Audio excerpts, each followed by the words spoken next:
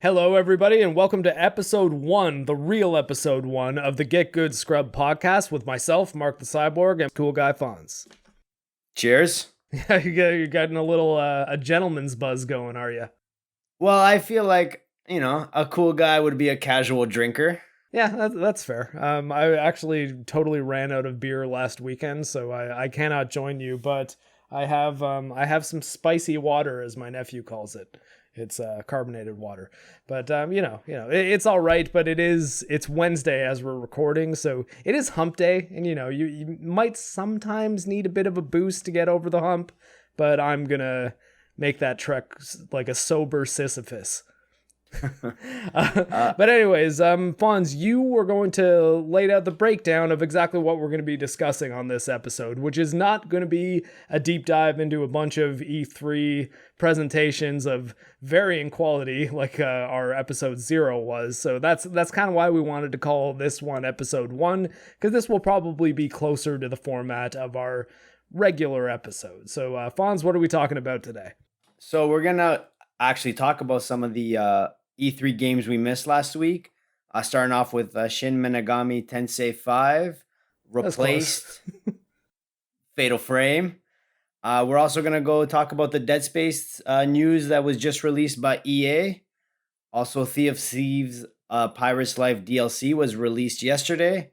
And this blue box conspiracy that's been ramping up in the last couple days. And that's how we're going to end it off. Indeed. So, Fonz attempted to pronounce Shin Megami Tensei 5, but it's okay, because that's a lot of Japanese words that can be pronounced quickly, and it's really easy to confuse Shin Megami with Shinigami, like from Death Note, or like a death god. And yeah. And sadly, we don't have any apples, though Harley here actually does really look like Ryuk. That's a stretch. If she had a white face, it would be dead on, and you know it. Anyways, Shin Megami Tensei 5 is the obviously 5th proper entry, and I say proper because Shin Megami Tensei has spin-offs in a long-running Japanese role-playing game series. I think the first one came out in the 90s. Hold on, I should actually probably look this up. All right, coming back from my time traveling research little session there. The original Shin Megami Tensei came out in 1992. So this has been an ongoing JRPG series since the early 90s, and we're now getting to Shin Megami Tensei 5, which was shown at the Nintendo Treehouse event because it actually is going to be a Nintendo Switch exclusive. I have played 2 Shin Megami Tensei games technically, though the only one that I've actually played, which is a mainline Shin Megami Tensei game, is the one that recently came out on PC, Shin Megami Tensei 3 Nocturne, which I believe was originally a PS2 game. But it has since recently released for PlayStation 4, Nintendo Switch, and PC. I wasn't crazy about what I played. Then again, I did not get too far into the game and didn't really see the story kick into high gear. And with JRPGs, really, it tends to be the story that holds you more so than the gameplay alone. But again, this is just gonna be the thing that bothers me more than it might bother a lot of people. But for the PC port to be capped at 30 frames a second, I'm just like, oh guys, what are you doing to me? Like, this is a PlayStation 2 game that you're making me play at 30 frames a second. Like, seems like just a lazy port from that perspective.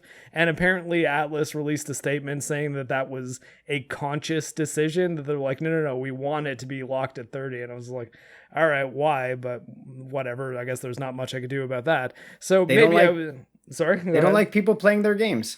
They don't want people to enjoy it. Well, that's kind of funny because they did recently port one of the Shin Megami Tensei games that I've played to completion over to PC last year, and that game is Persona 4. Because the Persona games, which are one of the most famous Japanese role-playing game series in modern times, is actually a spin-off of Shin Megami Tensei. In fact, the it's so much more popular than Shin Megami Tensei mainline that they've just removed the Shin Megami Tensei name from the Persona games. So I believe Shin Megami Tensei Persona 4 was listed as that on the PS2 box, though it might have actually been the third one that was the last one to actually still say Shin Megami Tensei on it. And they take place in a universe that exists with the same rules, and that's pretty much it. You did start Shin Megami Tensei 3 as what seems like a high school student, so there's a bit of similarities to the setup of Persona that at least Persona 4 and 5, which are the ones I've played, you're a high school student kind of going about your day-to-day life. But it's a lot more lighthearted. You kind of have mundane sections where you're going to school, you're making friends, you're flirting with the girls. There's a lot of visual novel elements to it, like a dating sim game, in addition to not just a dating sim game, but even a friendship sim as well, because you grow your relationship with the male characters as well. Because actually both of the ones I played, it's a male main character in both Persona 4 and 5, where I believe in Persona 3 it might have been a female protagonist, but I didn't play 3, so I can't really say. But the biggest thing that you would recognize are stuff like in Final Fantasy Tactics, as well as all the other Final Fantasy games. You'll see chocobos, and the spells will have the same names. And it's the similarities between Shin Megami Tensei and Persona, to me, from what I could notice, appear to be stuff like that. So why are you looking forward to Tensei 5? I think just because they're in a position where I think that at least Atlus thinks that they can make a big splash with the mainline Shin Megami Tensei series and maybe push it into the same realm that Persona's in. It would be like if Final Fantasy Tactics became a huge series and then they were like, okay, we're finally going to make Final Fantasy 7 or Final Fantasy 8 because and then they, were actually thinking like, here's going to be the time that we're going to release it. We're going to show a trailer at E3. The popularity of our spin-off franchise is at its peak. Now let's maybe see if we can push the mainline franchise into the same spotlight. And I'm just kind of interested to see how it goes. Now, maybe closer to the time that Shin Megami Tensei 5 comes out, I can get through 3 or more of 3 so that I'll have better context for the series. Though I do have quite a few projects kind of on the front burner now that I have to get to. I mean, they're being moved from the back burner to the front burner. And I literally don't know how you play so many games. I don't either, and I think that it sometimes is at the expense of my personal relationships. But I'm happy we're still friends, Fonz. Well, and you are getting married, so... Yeah, well, that's the other thing. I'm getting married in about a week, probably a week from when this airs, and moving into a house with Xray Girl a few days after that. So I'm going to have a move and a marriage and, all sorts of things on the way. I'm not where Fonz is. Fonz is baby number 1 on the way, and maybe Xray Girl and I will be in that spot this time next year, but who knows? So we're clear. Don't want to jinx I'm baby that. number 1. All right. You're baby number 1. Your child is going to be baby number 2 in the house. There we go. I'll say this, though. The reason why I bought Shin Megami Tensei 3 primarily is to vote with my wallet and encourage Atlus to keep porting their games to PC, because I really would like them to port Persona 5 to PC. They actually did make a version of Persona 5 Strikers, which is the kind of Dynasty Warriors type sequel to Persona 5 that I hear nothing but good things about. And I'd really like to play it, but I kind of want to replay Persona 5 because I got 80% of the way through it, but didn't finish it. And at this point, I think if I fired up my PS4 and went to my old save file, I wouldn't have any idea what's going on at this point in the series anyways. So I would really like to play Persona 5 again before I play Strikers, but I'm hoping that they'll just port it to PC and even to Switch, because I think that I played Persona 4 on PlayStation Vita, and that was kind of the perfect format for that game. So I think PlayStation 5 on Switch, Persona 5 on Switch would be a really good fit for it, because they're very, very long games that have a lot of okay, now this school day is starting, going through this school day. So they're pretty cool to play a little bit of in bed every now and then. Cool. Moving on, we wanted to talk about Replaced, which looks awesome. Like that trailer. It's a simple side-scrolling game, but honestly, a lot of people like since E3 have talked about how it kind of stole the show from an indie perspective, right? Like that very 80s cyberpunk um visuals, right? Yeah, and I think the concept of it, like the story concept of it, sounds really cool too. I think here I'll just actually read it here. So the Steam page says Replaced is a 2.5D sci-fi retro futuristic action platformer set in an alternate 1980s America. So it's not the future, it's the 80s, but it's sci-fi, which I think already is kind of an interesting concept because it's like it's kind of like a way to do a Blade Runner aesthetic that's closer to what you actually would have seen in the original Blade Runner movie, without it being like, oh yeah, in the future there's all of a sudden a bunch of tech that looks like it was ripped out of the 80s and then put into the future. Like I like the idea of an alternate history that is futuristic as opposed to just its own futuristic city inspired by our history. And you play as Reach, and that is spelt R.E.A.C.H. So it's like an acronym. An artificial intelligence trapped in a human body against its will, striving to adjust to human life in and around Phoenix City, which I'm not sure is supposed to be Phoenix, Arizona or not. It might just be Phoenix City the way Central City is the city in Flash. But what I find really cool about that is, did you ever see the movie Upgrade with Logan Marshall Green or Discount Tom Hardy? No. To be fair, I think Logan Marshall Green's pretty good. It's just he's that guy that everyone's like, oh, Tom Hardy's in this? It's like, no, it's not Tom Hardy. That's the guy that was in Prometheus. It's like, the other guy. Yeah, but like I actually think he's really good, and Upgrade is probably my favorite movie that he's in because it was really, really awesome. It was directed by Lee Wanell, who wrote the first few Saw movies. He was James Wan's partner for the first Saw, and he also played the other guy in the Saw bathroom that wasn't Carrie Ewells. Got it. So he was like the other dude that was in Saw. That was chained to the pipe. And he directed this movie called Upgrade, where Logan Marshall Green is in an accident and he becomes like a paraplegic. And then they insert a microchip into his spine that essentially makes it so that he can walk again and kind of turns him into a superhero, which was kind of funny because it came out at around the same time as Venom with Tom Hardy. Got it. And the concept is kind of similar because the AI talks to him.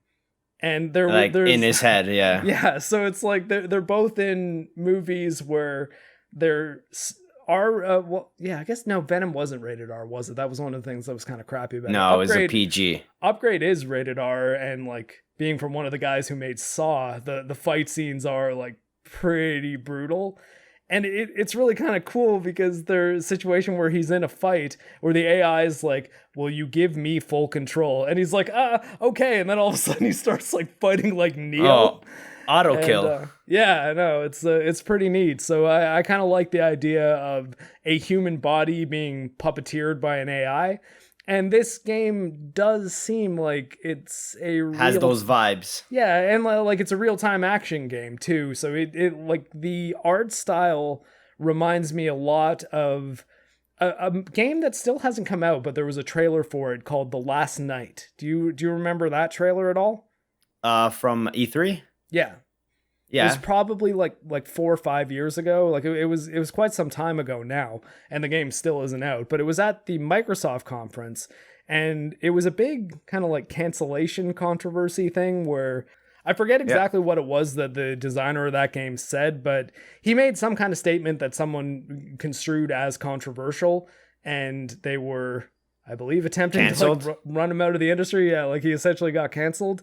I don't remember the specifics of it. I do remember thinking it was the kind of thing like, well, I don't know. I don't know if what he said was really that bad or like is worth canceling the guy. And also, I mean, his game looks really good. So I don't know. He's just like, I think Tim Soret's the guy's name. He's a French guy. Maybe I could, on our next episode, we can go into what that controversy was. But it was a very, very similar art style, to the point that when Replaced was being shown, I was like, oh, is this the last night? Like, It's finally coming out? Yeah, I was like, is this game coming out? Or they're going to be like, it's available today? It's like, no, this game's actually coming out in 2022, and it's a totally different type of game. But The Last Night, to me, looked more like a role-playing game or like a visual novel type thing, like a detective story, because I don't remember seeing any action from it. Whereas this looked like that same art style in kind of a similar world, but it's like a 2D game where you're climbing on signs. You see the guy, and then you see him kind of fighting with guns and melee. Yeah, when he's riding on the train is pretty cool. Mm-hmm. And there's also like the scene where he like, I don't know if he like breaks some guy's ankle, like he kicks some guy's legs out from behind and stabs him. Yeah. Like this clearly looks like a very action oriented side scroller. Mm-hmm. And the song they used, like I am a sucker for good songs in trailers. Yeah. And I am not the only one upset that it is available on every music platform except for Spotify, which means it's not available on any music platforms, because I don't know anybody that uses SoundCloud and Apple Music, but it is on there. It's called Take Me Back. It is a sick song. Got me like Gears of War, Mad World vibes. And if you're listening to this podcast on Spotify, because that is one of the platforms that has been delightful enough to host us, we got nothing against Spotify. Oh, I love Spotify. We will shill for Spotify, but Spotify, get going with that song. What's it called again? Take Me Back. Spotify. If you're our Spotify overlords listening to us right now, because you're screening our podcast for Game Awards, get that song on. Pretty funny. There will be no gamer words on this show, though, just so we're clear. Moving on, you want to talk about Fatal Frame? Yeah, so the Fatal Frame game that was also announced at the Nintendo conference was a remake. I didn't realize this actually at the time. A remake of a Wii U game. That's probably why I didn't recognize that Fatal Frame game, called Maiden of Blackwater, I believe it is. Yeah, Maiden of Blackwater. Maiden of Blackwater. And despite being announced at the Nintendo conference, it is also coming to PlayStation 4, PlayStation 5, Xbox One, Xbox Series, and Microsoft Windows, though no specific platforms were noted. The thing I find kind of interesting about it, though, is that apparently a lot of the gameplay in this Fatal Frame game had you holding up the Wii U gamepad in order to take the photos of the ghosts. And because that in Fatal Frame, that's kind of what you do. You don't fight the ghosts necessarily. You just take pictures of them. Kind of and like it used Pokemon Snap kind of thing. Yeah, kind of Pokemon Snap, but with ghosts. Creepy Japanese Ringu / The Grudge looking ghosts. Yeah. And I think that it's interesting, especially in the context of the two rumors that we're going to be looking at later, with the rumored return of the Dead Space franchise happening and the Blue Box conspiracy, which we'll open that Pandora's box towards the end of the show, because I think that's what we're going to be talking about for the most part here, because it's crazy. Yeah, it's so good. The interesting thing, though, about these things happening together is it makes me wonder if Resident Evil's continued success, not just from 8, because 8 it came out far too recently for it to be influencing production of these games, but from 7, and 7 hitting the way it did, Resident Evil 2 Remake hitting the way it did. Even 3's remake, it had a good like showing, even though I feel like proper Resident Evil fans maybe not have liked it as much, but it still performed well, and it was still cool to see. Yeah, and I think the people who dislike 3, which I mean honestly include me to an extent, though I had fun with the game. I just noticed that it did have a lot of things that were cut out from the original, but you're not going to notice that if you haven't played the original. And the length of the game relative to it, the value that you get. I shouldn't say the length, because there are short games that can feel really valuable based on stuff like replay value, but the value included in the Resident Evil 3 Remake package wasn't where it needed to be for what they were charging for it, because it really felt like $20 to $30 Resident Evil 2 remake DLC that they were charging for us $80 for, because we're both in Canada, and $60 in USD, which it seemed a little steep for what they were giving you, unless you really got into that multiplayer mode. Which was it Resistance? Yeah, I think Resistance was called, but the same deal with I've said my piece on Resident Evil multiplayer. I'm not into it. I don't know anyone who is into it, and they keep trying it. But it was just a disappointment for Capcom that like was slowly building like this strong consumer friendly approach world. Yeah, like Monster Hunter World came out with so many updates for free, and even their paid DLC Iceborne was amazing. And they just like kept it up to date, whereas they could have done that with the Res 2 remake by just saying like, here's the Res 3 remake DLC, pay $40, you can have it.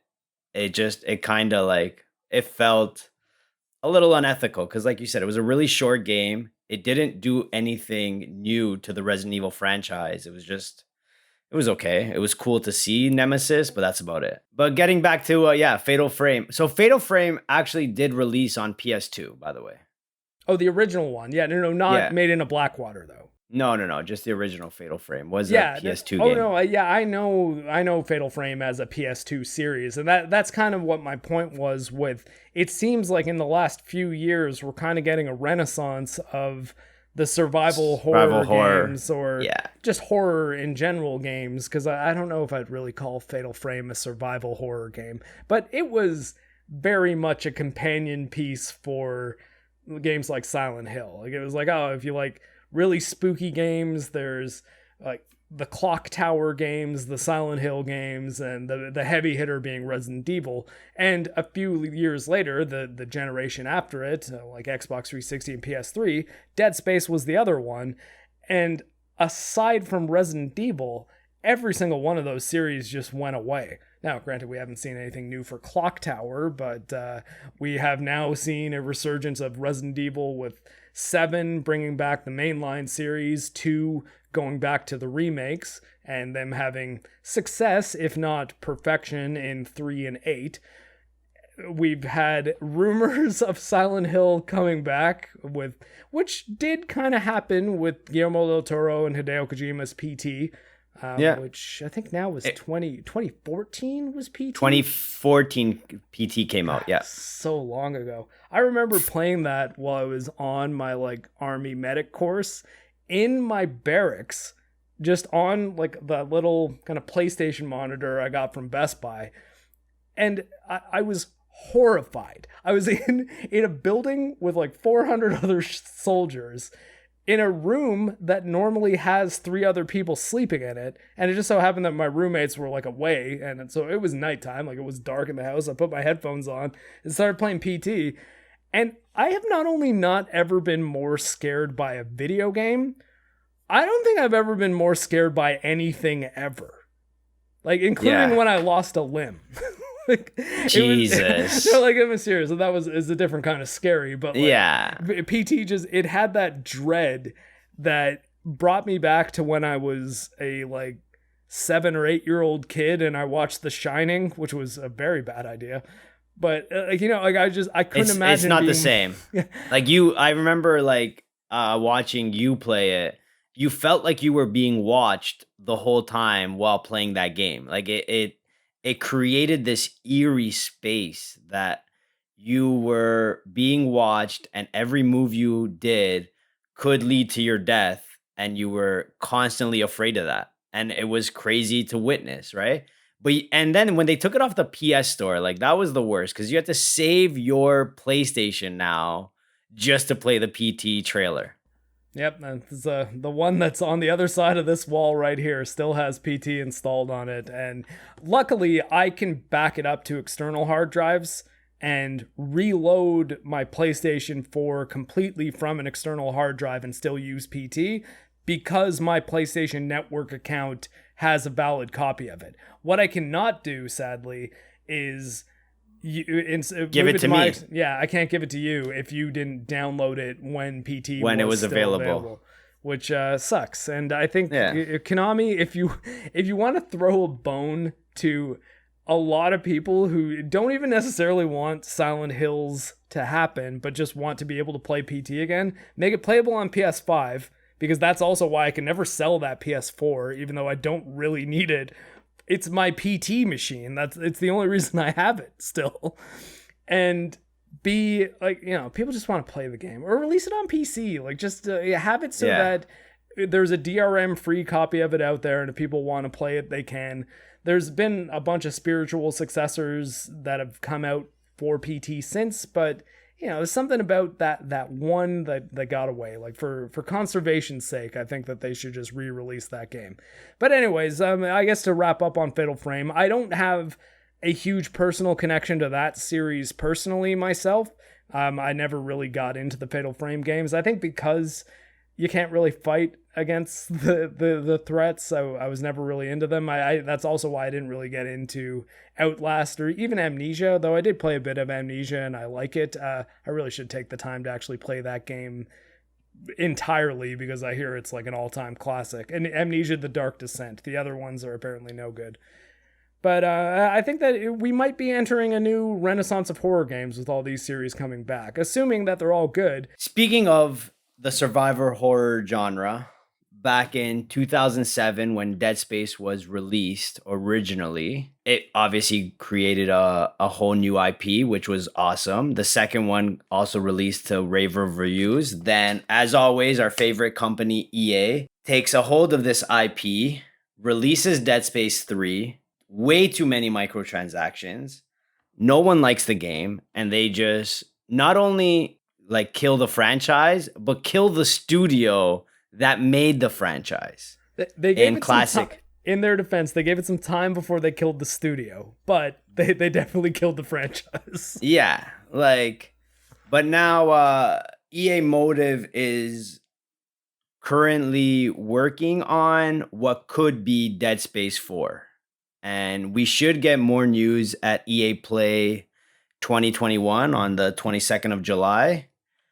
And we're looking forward to it because EA Motive is the same people that made Star Wars Squadrons and Fallen Order. No, they made them both. No, they made Star Wars Squadrons as well as the campaign for Battlefront 2. And this is the part. This is the part of the story that worries me, because granted, I think Star Wars Squadrons is a great VR game. I think it has incredible gameplay. I think the missions are fairly well designed. The missions, not the story. The story and characters are horrendous. Granted, the person who wrote that story, as well as the story for Battlefront 2, which was my biggest issue with that campaign, has moved on to WB Montreal, where he's currently writing the story for Batman Arkham Knights. So, another one bites the dust, I suppose. However, that might mean that Dead Space is in at least the hands of a better writer, and in the hands of a studio that at least made one game that I would say is good. I don't think Star Wars Squadrons was incredible. I think that for a VR game, it was actually very good, but I think the flat panel gameplay for Star Wars Squadrons was pretty poor. You have a very limited field of view. But I think that I might be able to blame EA for that one, because it does really seem to me like a game that was very specifically designed for VR, and then the higher ups were like, yeah, we're gonna need this to not be exclusive to VR if we're gonna make any money off it. That's gonna be a no for me, dog. Yeah, but I mean, I don't know. Every studio is a mediocre studio until they make that game that it's like, oh wow, so this is what these people do. And Battlefront 2's campaign and Star Wars Squadrons are nothing at all like a Dead Space game. Other than that, I guess they're all science fiction. But the original Dead Space, granted, it requires a bit of mods and some trickery in order to get it playing properly, because the mouse aim off the bat is totally messed up. And I hit a game-breaking bug 3 times in a row that I realized that it wasn't just random, it was a specific thing that was happening, in which a door would open and a person is supposed to get torn away by a necromorph, which are like the monsters in Dead Space. but that doesn't happen. And then the doorway is visible, like I can see through the door, but the door is still closed as far as the game is concerned. So I can just walk into the door. Eventually, though, I fixed that and downloaded from Nexus a mouse aim mod that actually made the mouse aim work the way mouse aim is supposed to. And man, this game holds up. Like, it's really spooky. It's got very interesting combat, because I don't know, Fonz, have you ever played a Dead Space game? No. Okay, so the interesting thing about the necromorphs compared to zombies is they are kind of like the creature from John Carpenter's The Thing. Okay. And they grow all sorts of weird appendages and stuff like that. But it's not headshots that takes them down the fastest. It's cutting off their limbs. And Isaac, the main character in Dead Space, is an engineer. Like, not a combat engineer, just an engineer who's supposed to be going to help repair this ship. And the first weapon that you get is kind of actually the best weapon, at least that I'd found so far in this recent playthrough, and maybe even the whole game, especially when you upgrade it, is a tool that's like a bolt cutter. Like, it has 3 rounds that you can actually have it in horizontal fire mode or hit the alternate fire to make it vertical, and it shoots like 3 laser beams that's meant for cutting machinery. And so what you can do is twist the thing like to the right angle and then aiming it in order to like hit the limbs of the necromorphs off. And that is just so much fun that I'm just like, I kind of want these things to be attacking me. I'm just like, let's get some more combat going. But at the same time, the atmosphere is really well done and it is very spooky. And I kind of wish I was playing it on a harder difficulty, because I fired it up on medium just so the footage I would be capturing for this little discussion that I've probably been cutting to this entire time isn't just a highlight reel of me constantly dying. But I was kind of a god, maybe because of the mouse aim, like making it so that I can fire more competently than I should be able to. But I had one hell of a time playing it, and I honestly think that I might just keep playing through the series and maybe make like a Dead Space retrospective video, especially if this does get announced, because then there might be some interest in it. And maybe Fonz and I can play Dead Space 3 together, because it made the same mistake that Resident Evil 5 did. And at least Resident Evil 5, not a good Resident Evil game at all, but it is a pretty fun co-op shooter. Yeah. And I think that Dead Space might be kind of the same deal. But for a horror game, my big issue with co-op, and it's why I think if they are making Dead Space 4, I do not think they should have co-op. Everything becomes significantly less scary if you're doing it with another person who can revive you. And even if you're just being able to shoot the shit with a buddy, like it's hard to have the feeling that I got playing PT. Like, I'm gonna have to disagree with you there, because Okay. Left 4 Dead was pretty intense on a co-op game. It's intense. But was it scary? I get it. Was it scary? I don't know. I'm not saying that you can't set a good co-op game in a horror environment. I just don't know how scared I am playing Left 4 Dead. Like, Left 4 Dead, it's awesome, and there's definitely tension, like heart-pounding moments in it. But I don't know if I've ever... It doesn't feel like a survival horror game. It just feels like a survival game, I guess. Yeah. Dead Space, at least the original Dead Space especially, has that Resident Evil 1 or Resident Evil 7, Silent Hill 2, kind of just like dread, where it's like I'm frightened to look around each corner. Now, Dead Space has the Resident Evil 4 effect as well, of just having really, really fun combat, which is why I was like, after I kind of got the hang of it, of just shooting the necromorphs and realizing, okay, here's what I have to do to beat these guys, I was kind of just craving more combat. Like, I was just like, ooh, I hope another necromorph comes out here. But there are kind of neat things, like you'll hear them in your headphones and then look up and see one of them like looking at you through the grates in the ceiling, but you can't get to him yet and he can't get to you, and you're like, he's gonna pop out one of these vents at any second, and you sort of bring up your gun and there's like a flashlight there. I honestly had such a great time playing it. I like immediately sent a message to, I think, Fonz, as well as like a group chat I'm in, that was like, hey, just so everyone's aware, Dead Space still fucks. Yeah. Not sucks. Very different. It's like because all I can think of is from Silicon Valley. This guy fucks. Thank you. Oh But yeah, man, no, no, so, like I am looking forward to it, and like now you just made me feel like I really should start playing that because I also have the mod for it or the ROM for it, so definitely gonna load that up. Wait, hold on. And Were you gonna play it as a ROM? I thought don't you have it on GOG, like the PC version? Oh, I think I actually have it on actual EA, like on my EA. Oh, like, yeah, no, you do actually. That because I remember I fired it Yeah. up on GOG, and Fonz is actually the only other person on my extended friends list. Okay, I think that this doesn't include Steam because in GOG Galaxy you can actually see your other friends who own a game and how much time they put into it. But you're right. I won't share the screen because it's actually a real name that's up here. It shows the Origin logo next to it. So yeah, That's it. Origin. I have it on Origin. Yeah, which I don't even know how I got it, but I have it. So that's cool. I think it was free on Origin a while back. Nice. So that might have been around the time that you like set up your account, and I might have just said to you, "Hey, Dead Space is free right now," because I think I have it on Origin as well. But and I hit download. Yeah. But like you said, like it's creating a new buzz for this survival horror. Like maybe we're coming back to it because you know what I'm starting to realize is that like survival horror turned into action adventure with Res 5, even Dead Space 4 to 3. an extent. Like Resident Evil 4, I think that was the beginning of the end for survival horror. Because Yeah. it was when like, hey, you know what? Shooting these things is even more fun than being scared.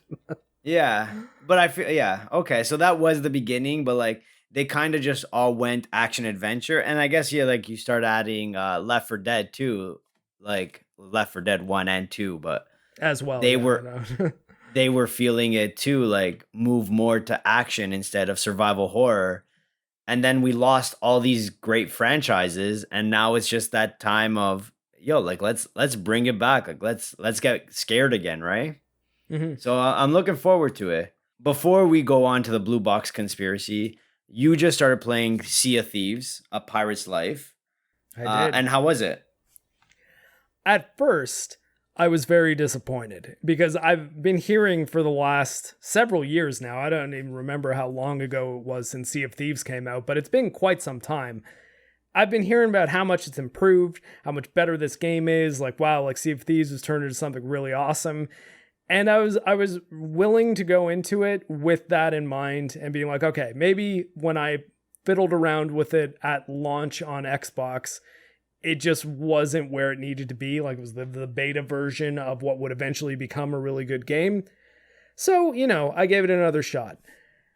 I talked to, so I guess I should preface this though by saying that the Pirate's Life DLC for Sea of Thieves, which is available on Game Pass for no additional cost other than being a Game Pass subscriber, you can select from the title menu and boot it up as its own thing.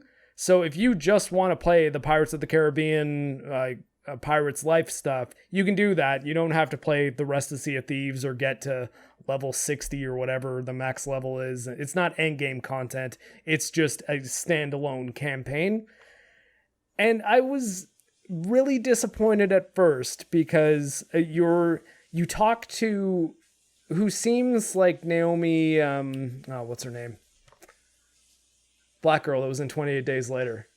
She seems like Naomi Harris's character. I don't think it was the exact same character, but a sort of Haitian like voodoo sorceress lady tells you a story and then opens up this portal from what seems like the Sea of Thieves world into what you'll assume is like the Pirates of the Caribbean world.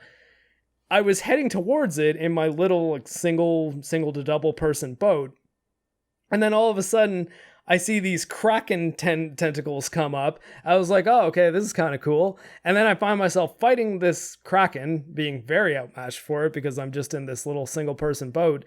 The kraken kills me, and then I end up marooned on an island. And I'm thinking right now that I'm playing the Pirates of the Caribbean DLC.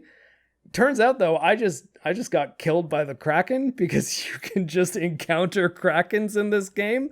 And I had the wonderful luck to encounter a kraken in the first moments that I was playing, the first time I'd booted the game up in like 3-4 years, however long it's been since the game came out. But I reloaded it because I was like, okay, I've just been wandering around this island that I crashed on for 20 minutes and nothing's happened. And then tried going through the portal again, then just immediately went through the portal. And then I started going through this campaign where you have to solve these puzzles by using this lantern to get this spirit green flame and light up all these other lanterns to unlock some doors. You have to get the head of this cursed pirate, so this like skeleton that's got kind of the similar Jack Sparrow hat on, and he starts telling you how to do a few things to get on the ferryman's boat to retrieve the treasure from the dungeon. And eventually you go through, you do some environmental puzzles, and you get to this boat, and you find out the treasure that's in the dungeon of the ferryman's ship is Jack Sparrow. So, yeah, it's Jack in there. I don't think it's Johnny Depp as the way we were. It's not Johnny Depp, no, I checked. As you kind of hear him talking in-game, it does sound more like a voice actor. But he was charming, and it's the good Jack Sparrow. Like, it's the Jack Sparrow who seems like he's a really competent pirate dude who's just a bit of a goofball, as opposed to the... I don't know if did you ever see the 5th Pirates of the Caribbean movie? No, I stopped at 3. Okay, so probably a good call. 4th one, I mean, honestly, none of them but the first one are really great. Second one was okay. But the problem with the 5th Pirates of the Caribbean movie is whoever wrote it was under the impression that Jack Sparrow was a fool who accidentally succeeded. Whereas all the other Pirates of the Caribbean movies seem to understand that Jack Sparrow acts like a fool, but he's actually a super competent pirate. And his whole thing is people think he's a fool, so they underestimate him, and then he was thinking 5 steps ahead of them the whole time. That in the 5th one, though, they're just like, well, let's make it so that he escapes from jail by like something. I forget exactly what the situation was. Like some random thing he ends up getting happens his leg caught on a rope and like being carried on a carriage through the town. And it like everything that's happening to him is just like he's like Mr. Magoo. He's like accidentally pro-starring the situation while going like, oh my God. And it's like, I don't know. I don't know that you understand Jack Sparrow very well. But I thought that right after, what was really cool though, is right after you break Jack Sparrow out, the Flying Dutchman, so like Davy Jones's ship, attacks the ferryman's boat, and then all of a sudden it's like, oh, okay, so we've got to fight now. And I figured out what people really like about the combat in Sea of Thieves, because while I was playing with, I guess, 2 AI companions, it was like the ferryman and Jack Sparrow and me versus the Flying Dutchman attacking us with cannons as well as boarding us, is you have to do things like load each cannon as like the ships are coming towards you, but you can load 3 cannons, run down to the galley, grab more cannonballs, load the other side, and then see, okay, now the ship that we're fighting is coming across here, so let's aim slightly in front of them, then move to our other cannon or stay on the one we were on and reload it. And I was like, yeah, you know what, I feel like with a bunch of friends all on the ship, being especially one guy at the helm actually like moving the boat to position, that could actually be a lot of fun, and not in the, oh, well, anything you do with your friends can be fun way. It's like, no, I could see there being actual strategy there and things that could be quite engaging as a co-op game experience. But what actually was really interesting about this Pirate's Life DLC is it was engaging just being a single player. By yourself. I only did like the first, I guess, 2 missions of it up until the end of that battle.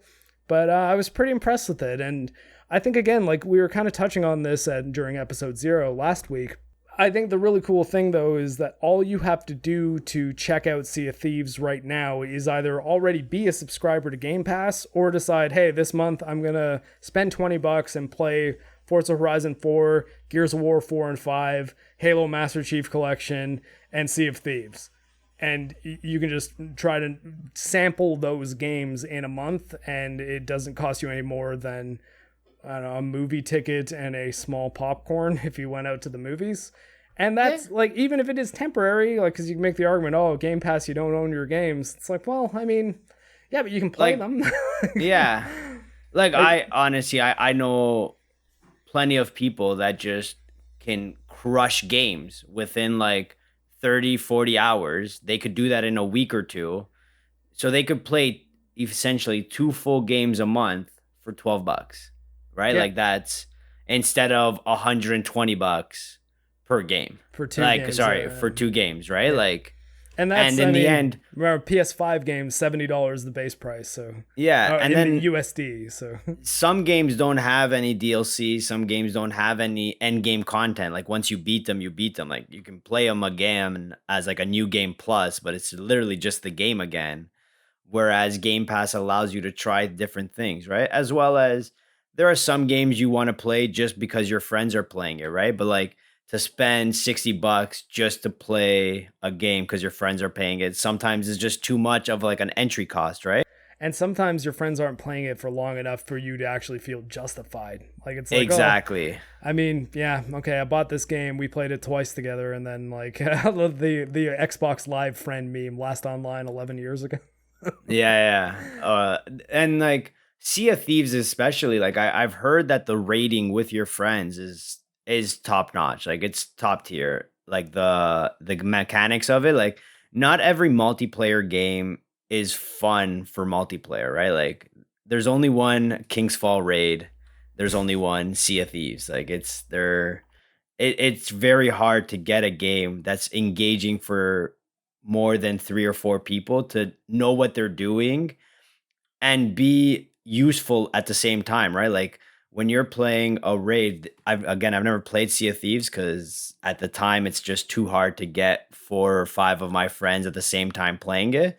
But when we played Destiny, like if you didn't do what you were supposed to do, that raid ends. Like you have to try again.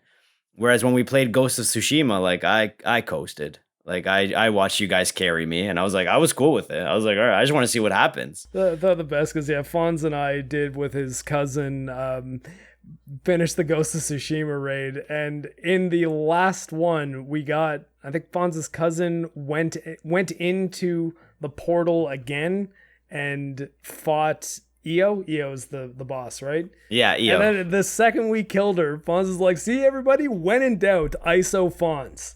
Yeah, of course. Like the funniest. Get me out of here, bro. Like, don't depend on me. Like, you want to talk about horror games? Like, the beating Oryx in Destiny was like a survival horror for me because I was petrified of not walking into those circles properly. I was like, I'm gonna screw this up. Did you use your sleeper simulant? No, I was using my sniper rifle. Oh my god, Fonz.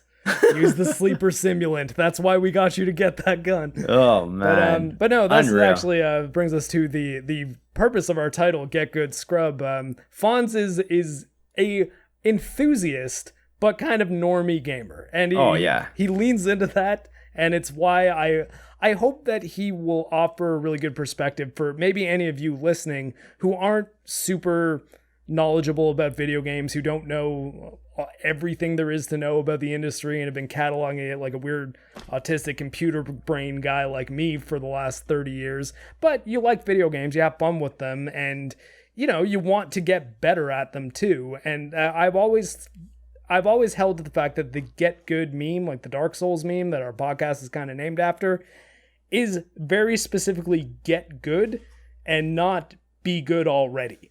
Because I think that like no matter how bad you are at a game, if it's a game that you're engaged in and you want to get better, getting good is possible, which is why also I think that it's going to be a banner episode of this show the day that we get Fonz through Dark Souls 1 and he's like, finished a Dark Souls game. It's happening. I am good. We'll have to hire a new scrub. Or taking applications. Yeah. All right. So I guess, should we enter the realm of conspiracy theories, which might get us demonetized from YouTube because you're not allowed to talk about conspiracies? Got it. Okay. So I'm going to give you a rundown of what's officially been happening. And then we'll discuss what the online community has been assuming and what we're hoping and coincidences that we just feel are just way too coincidency. That's fine. Yeah. Makes enough sense. Okay, so on April 27th, 2021, an article appeared on the PlayStation blog revealing a teaser for a PS5 exclusive called Abandoned, a first-person survival horror game. The video was okay, it was nothing special, and it was apparent that this is an indie game, or it was possibly made in an effort to portray an indie game. On May 31st, Blue Box announced that Abandoned will get its own PS companion app, which is a little weird because even most first-party exclusives don't have their own app accompanied with it. However, it's not uncommon because to create a companion app, all you need is a dev kit, and you can purchase dev kits for PS5s or PlayStation in general. June 15th, Blue Box tweets that Abandon is not the name of the game, but it starts with an S and ends with an L and will be a PS5 exclusive. However, they had to backtrack on this because everyone speculated that, well, it's clearly Silent Hill, and they had to announce that we have no communication with Konami, no communication with Hideo Kojima, and it is just a coincidence that people thought that the S and L meant Silent Hill. So then we look into Blue Box, and it seems they have only one employee, Hassan Karaman? I think it's Hassan Karaman. Karaman. So, no one knows anything about Hassam except for Jeff Keighley seems to know this guy, and he is the only one online that seems to know him. And Hassam seems to have an Apple Store profile with one app called GoFit XL, with the description of this app being personal training, PT in parentheses. He also has no online presence, but is PSN verified somehow. So, Blue Box is based out of the Netherlands and appears to have been founded in 2015, exactly 1 year after the release of PT, which is also weird because all of Hassam's tweets, which should be coming from the Netherlands, come from middle of the night in the Netherlands, but at regular business hours in Japan. Also, there was supposed to be an app that was released yesterday. However, it got delayed to this Friday, the 25th, and we are looking forward to that. And at this point, I'm going to pass it on to you for the crazy conspiracy guy. Does everyone have your tinfoil hats on yet? Because if not, get them on.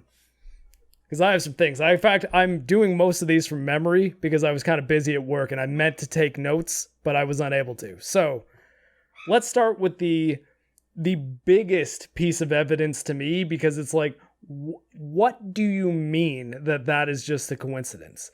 If you put Hassam Karaman's name into Google Translate from Turkish to Japanese, it says Hideo. So, sure, that could be a coincidence. But come on.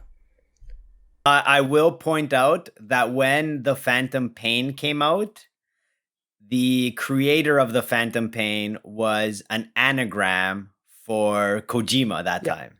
I was actually going to get into the Phantom Pain connection. Got it, sorry. The original trailer for Phantom Pain, not Metal Gear Solid 5, The Phantom Pain, was for a game that was just called Phantom Pain, made by Moby Dick Studios, and featured the now kind of famous illusion that Psycho Mantis created of a big flaming whale in the sky. And when people were starting to put together that this was a Metal Gear game, the Moby Dick Studios put out a statement saying, no, obviously we're not Metal Gear. Did you ever see a flying, flaming whale in Metal Gear? Come on. So they made a statement that's kind of similar to the one that Blue Box Software put out, which was, yeah, we're definitely not Silent Hill. We have no affiliation with Kojima. We're sorry if we gave you the wrong impression.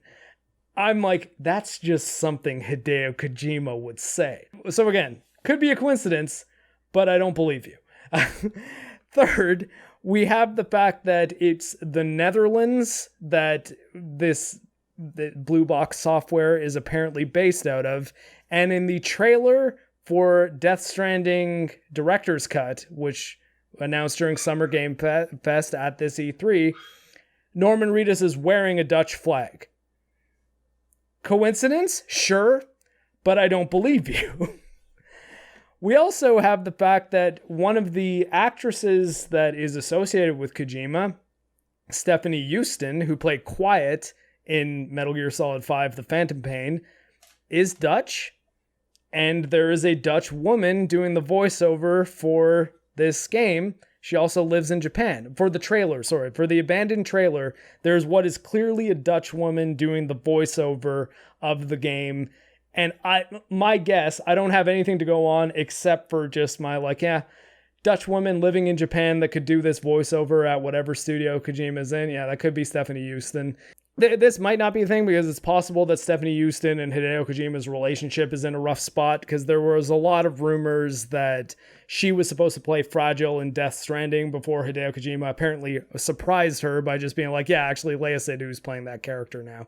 So I thought Lea Seydoux was pretty good in Death Stranding, but I did kind of feel sorry for Stephanie. So that one is a little flimsy, I'll give you that. However, in the abandoned trailer, there is a sign that says, is it no trespassing? So in the teaser video, about 49 seconds in, there's graffiti on the wall that says "Kill the trespasser," and the T and P are blocked with a branch.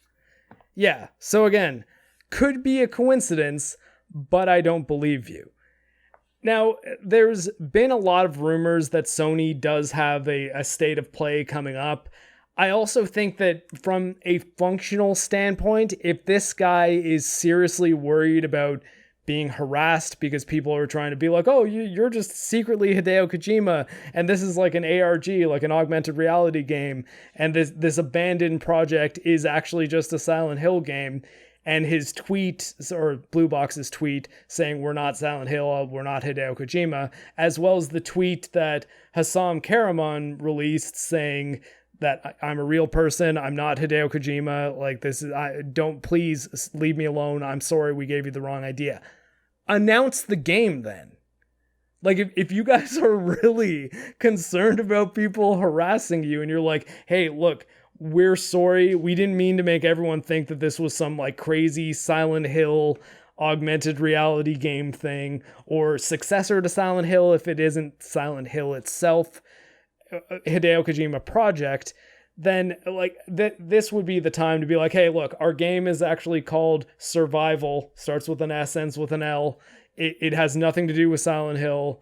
It is a survival horror game. We have inspiration from Silent Hill, but no more than any other survival horror game made in the last 20 years has. The manga artist Junji Ito, a while back, claimed that he was working with Hideo Kojima on an unnamed horror project. Eventually, Junji Ito was apparently just kind of told, hey, just shut up. Like, we're not talking about that yet. And I think, I wish I had the evidence on this, but he released some kind of statement being like, yeah, no, sorry about that. That project was canceled, or they swept that under the rug. On Hassam Karaman's verified PlayStation account, Trophies, he has trophies for a game called Demon Blood, which is a game that does not exist. Apparently, though, this game that does not exist has art by Junji Ito. Could be a coincidence, but I don't believe you. So, I mean, honestly, like all this, I gotta admit, even if it all does turn out to be just a hoax, not a hoax, but not a hoax, so something that it's like, no, this guy really was just making a game. He's just a very private person, which is why he doesn't have much of a social media presence. He deals with his team remotely. He doesn't interact with them, so they're not friends with them, but he's tight with some people at PlayStation, and they verified his account because they're excited about this indie game that he's making. Sure, but I don't believe you. However, I think that would all be far more trouble than it would be worth just to be like, hey, guys, let's pump the brakes. Don't be expecting a new Silent Hill game out of all this. It's just Abandoned is the title of the game, or it's the working title was Abandoned, but the game is actually called this, and we thought it was a really cool title that we were going to reveal at the PlayStation State of Play. Or more information coming on this day. Here's the title, though, just so you know, not Silent Hill. Well, basically, if this game is not Silent Hill, it's dead on arrival.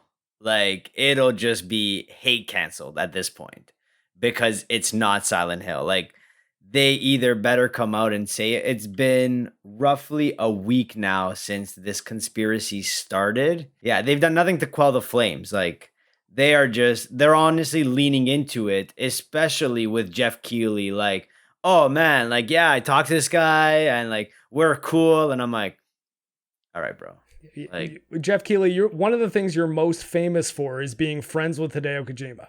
Like, best friends with Hideo Kojima, even knowing it'll piss off Konami, like, announced him as like the creator of Metal Gear when Metal Gear Solid 5 won at the Video Game Awards. Like, you had no problems pissing off a whole studio for your buddy, and now you know some random guy that everyone assumes is Hideo Kojima, and you're gonna be like, oh no, man, like I know Hassan, like me and him go way back too. Like, come on, bro. Also, Hassan Karaman's initials are HK. Like that. Yeah, obviously.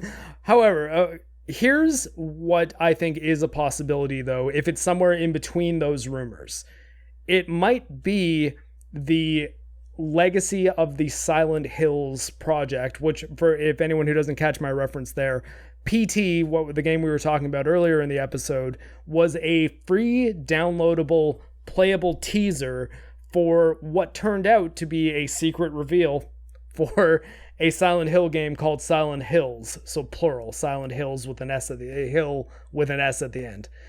And that game was supposed to star Norman Reedus and was supposed to be co-directed by Guillermo del Toro, who's a famous horror movie director. I guess not only horror movies, but he's made Pan's Labyrinth, he made the Hellboy films, and he made Pacific Rim.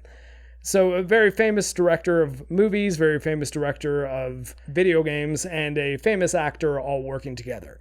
I think it's possible that Konami might still not be on good terms with Hideo Kojima, might not want to give up the Silent Hill license, but Hideo Kojima and maybe Guillermo del Toro, possibly even Norman Reedus, are working together on a horror project that likely uses a lot of the ideas that would have been implemented in Silent Hills.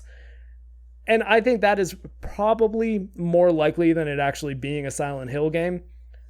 At the same time, I think that the least likely scenario is that this abandoned game is actually just the game that they're saying it is. Like that. That's how far into the rabbit hole I am. And it's very possible our next week's episode, I could just be admitting how wrong I was and being like, I think they should have stomped on those flames immediately and been like, whoa, don't put the pressure on us that you think we're going to be announcing a new Silent Hill game, let alone one directed by Hideo Kojima, because that, if it is that opens the door to more Hideo Kojima Metal Gear Solid as well, because it means that Hideo Kojima is working with Konami IP. Or that Sony made a deal to buy the Konami's IP. That, like, it was discussed, or license it. It was discussed years ago, like maybe 2 or 3 years ago, like that Konami would be willing to license their IP. Mm-hmm.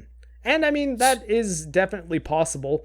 I don't know how happy Konami would be licensing it to Sony with the intent or with the strong possibility that they would then let Kojima spearhead it. Because I think like Konami is, them having made up with Kojima is the least likely part of all of this, because apparently that's where bad blood there.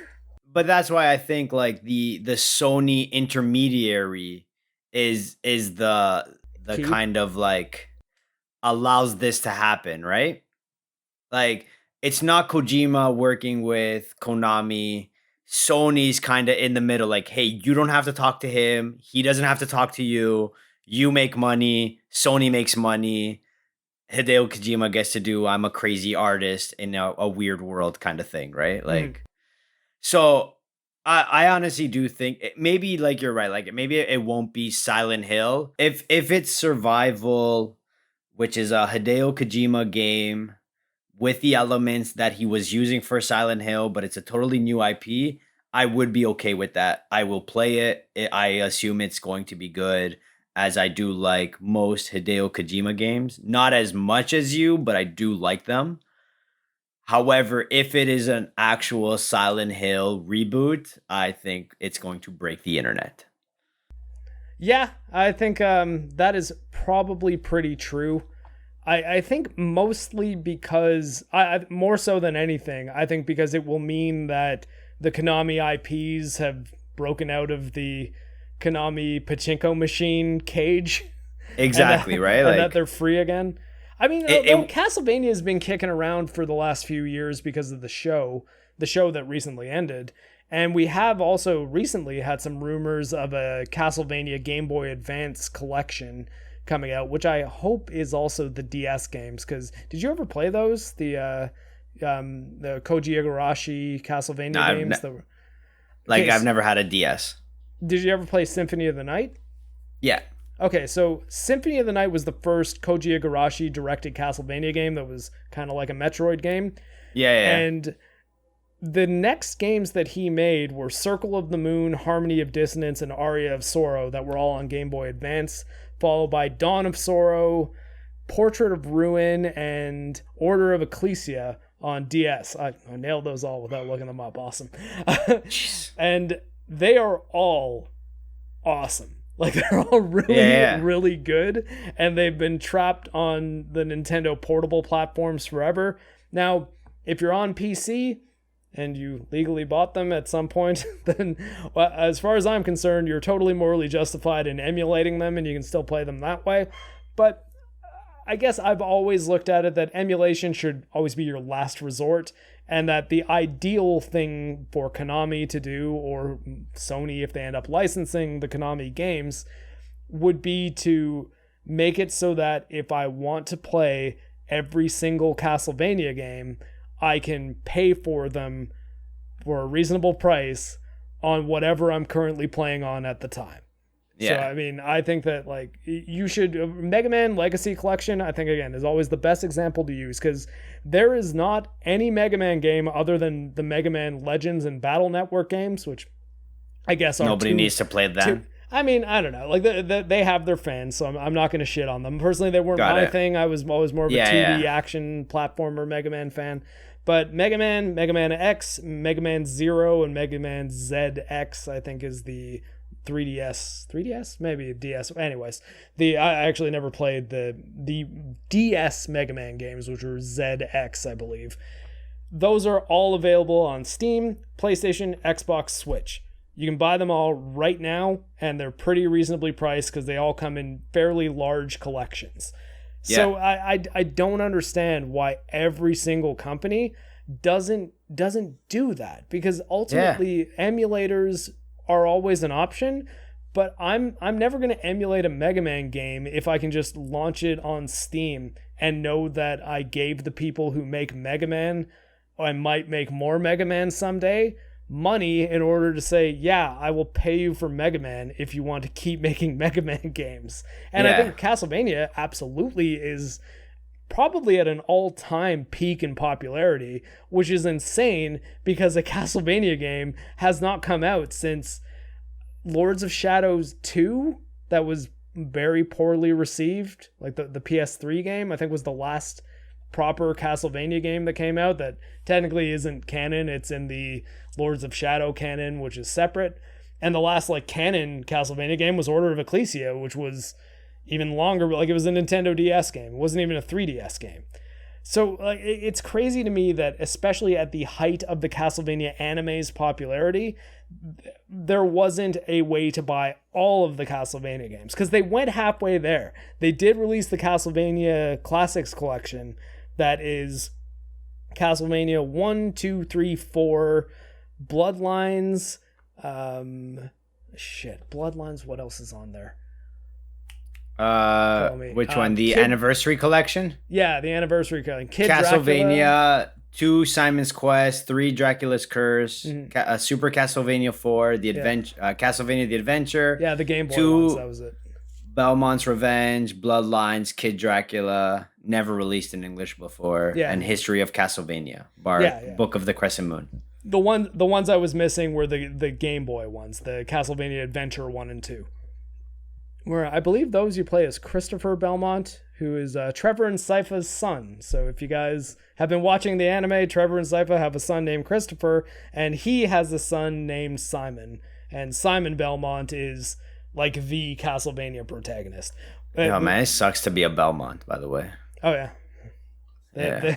But I mean, you know that you at least have children like well through the ages, so your family lives on, but you're probably gonna die at some point. That being said, I did enjoy the way Castlevania the show ended. Although I thought the very end scene was a little weird and confusing, and I kind of wonder where they're going with it if they do spin-offs following those two characters you see at the end. But I mean, I'm in. I'll still watch it. I thought it was a pretty solid show. But going back to Konami and Kojima, like, it's just such a weird dynamic when you have it's basically like owner and creator. You see this a lot in sports too. Like, who is more responsible for a winning organization? Is it the people that build the team or the star of the team that you can't do it without them, right? Because like there are reports too that like Kojima was hard to deal with, like for Metal Gear Solid 5 especially, right? Like by that time he was like, this is my vision. You will do it my way or we're not doing it at all, right? And don't get me wrong, Konami has a history of being a horrible organization. And I really hope they figure out a way to like make this work, because it would just be amazing to see. Because Silent Hill, when you were talking about Dead Space and that bolt cutter, all I can remember was running through the streets looking for that bolt cutter for the first Silent Hill game to like open up the fence to go into the school. And I was like, yo, like I want to play this again. Like I want to go back into that world. The first movie I liked, they'd made 2 Silent Hill movies, right? Yes. The second one was very bad. Yeah. But like it was cool. Like it's a cool universe to go back to, and especially we are in the age of nostalgia. Like everything needs to be brought back. Silent Hill will be one of those things that it would just be amazing to get back to, and I can't wait for it if we can. If we can't, we'll see whatever Hideo comes up with next. Yeah, well put. And I think that the saddest thing about Silent Hill is it did not end on a strong note officially, but then PT is almost one of the best things in the entire series.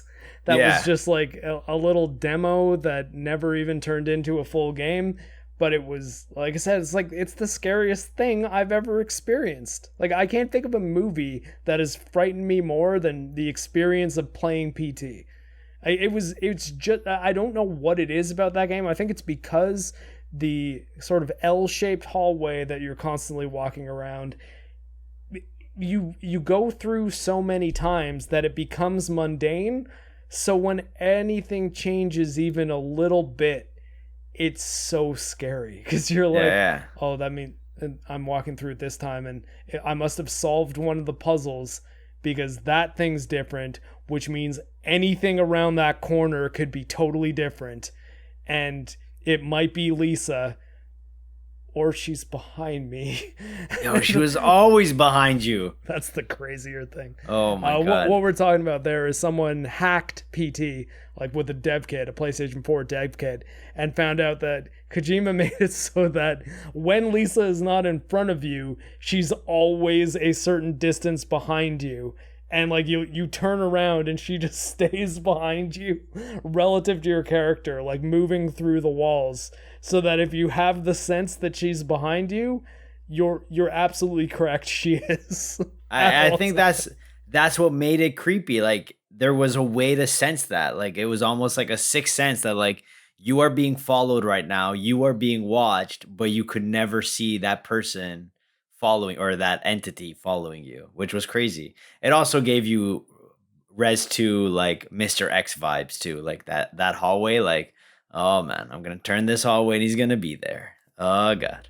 It's going to be there or good burst through a wall. See, now like I hate that we're talking about this because it makes me know that I not only have to hook up the PS4 that is not hooked up to any capture card right now. And I'm play gonna, PT. I'm going to have to fire up PT just so I can show you guys some of the stuff that we're talking about here. And I'm not ready for it again. I'm just going to make Xray Girl play it on stream. She'll make like $700 because people will just be loving how horrified she is. Yo, Although, don't hate. Yeah, don't hate, please. I'm not going to make her do that because I horrified her on Saturday when she was playing Phasmophobia.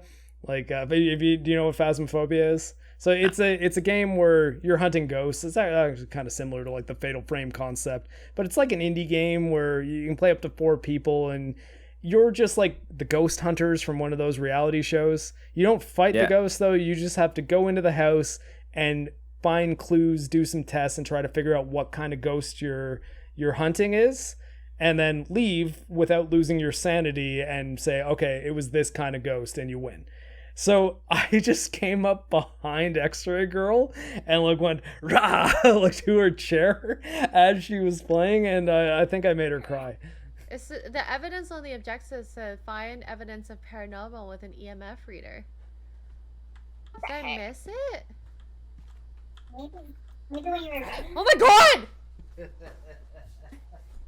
Oh my god, what the heck was that? Is that Mark? Mark scared me. That's so mean. He's laughing at me. All I hear is his evil laughter in the background. God dang it. That's a really good way to get divorced, Mark. Wow. I felt really bad afterwards, but I've been having to up the ante from the time that I scared the living hell out of Ryan Kinnell while like Geeks and Gamers was playing it. And that time I just popped into the Discord again after I left without them noticing, and they're like, "Where's this person?" Like John Wilson, because you can say their names into the microphone and then sometimes they do things. And then I just kind of went, "Get out of my house." And then Ryan starts flipping out screaming. Wilson! Get out. Oh my god! Oh my god! Run! Oh my god! No, it's okay. It's just me, MarcTheCyborg. Oh my... Motherfucker! That was my finest moment of frightening people online until I scared the living hell out of my fiance last week, and I've been sleeping on the couch ever since. But I've got my fingers crossed that we'll reconcile before the wedding. I hope you learned your lesson. Yeah, I did. hope you learned your lesson. I did. Yeah. All right. Looking forward to next week. Don't know what we're going to talk about next, but yeah, we're at kind of an interesting. We're at sort of an interesting time in gaming news because of the pandemic and everything has made it so that game development has been on kind of a downswing. A lot of the stories aren't quite as frequent and substantive as they might have been in years past, even like a couple weeks after E3. But we're going to find things to talk about for sure. And what we might do is just take deep dives into games if we don't have a lot to talk about on any given day. So maybe if we find we're getting halfway through the week and nothing really has happened, I'll be like, okay, Fonz, your mission for all of Sunday is to play as much of Dead Space as you can, and then we'll talk about Dead Space. But hopefully there'll be other news for us to talk about as well, and we'll be able to keep this podcast super entertaining even when there's not a lot of news to discuss, because we like to think that we're a video games podcast, not specifically a video games news podcast. But anyways, remember, practice your strategies and get good, scrubs. Shot in the stomach with 204-863. Seen after neighbors called 911 found the father in his car listening to the radio. Several days before the murders, look behind you.